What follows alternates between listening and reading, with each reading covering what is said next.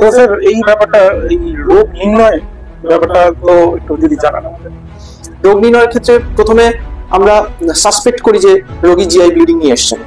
যদি রোগী এসে কমপ্লেন করেন যে হেমাটিমেসিস অর্থাৎ বমির সাথে রক্ত আছে বা পায়খানায় রক্ত আসছে অথবা কালো পায়খানা হচ্ছে, সেক্ষেত্রে কারণ খুব অবভিয়াস, জিআই ব্লিডিং হচ্ছে।